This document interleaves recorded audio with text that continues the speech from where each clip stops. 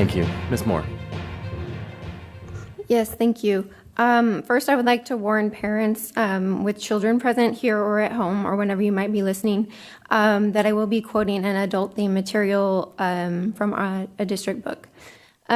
So today's Pride Month resolution states, quote, by recognizing Pride Month, the district supports other policies, practices, and curricula that honor and respect LGBTQ students, staff, and their families, end quote.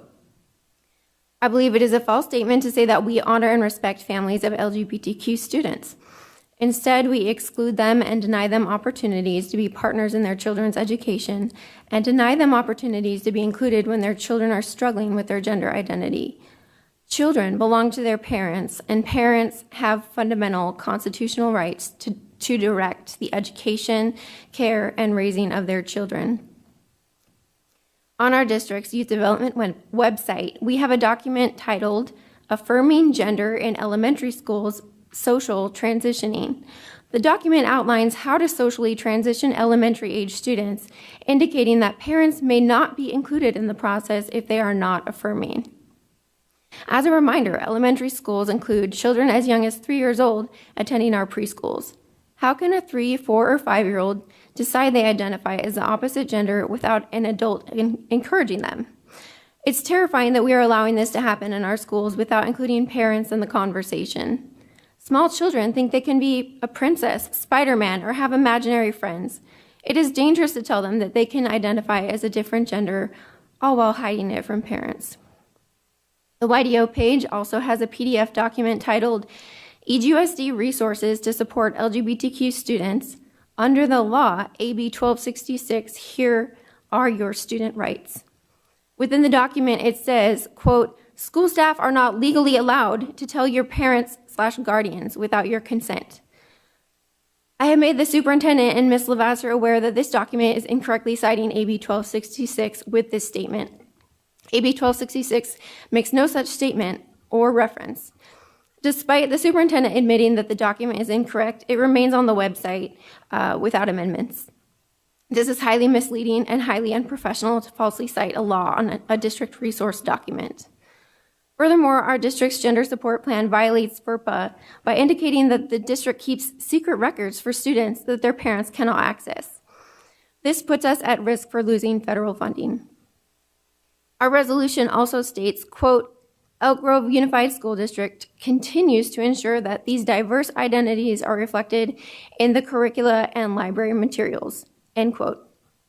Based on several books I've located in our libraries, I believe that many of the books target LGBTQ students by sexualizing them. On the elementary level, one such example is the book titled Rainbow Revolutionaries by Sarah Prager. This book is available in our elementary school libraries. The book highlights individuals as heroes. One such hero was Al-Hakam. The book states he, quote, needed a son to pass on the kingdom to. Al-Hakam didn't have a wife or want one, but he needed to have a child.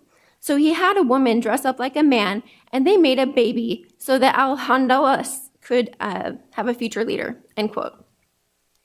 Not only would this be extremely confusing for a small child, but if we read between the lines, this indicates that he likely forced a woman to dress up like a man and raped her.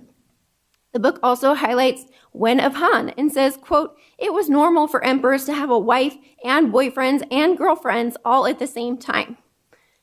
So my question is, how does raping women or having promiscuous sexual relationships qualify someone to be a hero? And even if they were heroes, why do their sex lives need to be highlighted to our young elementary children? The same book has sexual vocabulary in the glossary, including definitions of genitalia and gender affirmation surgery. In our secondary libraries, an example of a book targeting LGBTQ kids is titled This Book is Gay by Juno Dawson. This book is available in some middle school and high school libraries. The book encourages kids to use sex apps to locate strangers for casual sex. It also highlights a 16-year-old having a sexual relationship with an adult. It discusses sex saunas, orgies, and explicit details of how to have sex, including how to give handjobs, how to have oral sex, and how to have anal sex. These books are just two examples, but it's clear that we are targeting our LGBTQ identifying students with hypersexualized material and messages that direct them to participate in activities that are dangerous and risky. I cannot support this resolution today, as I believe our definition of inclusion clearly does not include parents and families, as we state. True inclusion allows parents to be partners always, not keeping secrets from them. Additionally, I believe that we are targeting LGBTQ identifying students with sexual materials that advise them to participate in unsafe practices, and I cannot stand to support such actions. Thank you.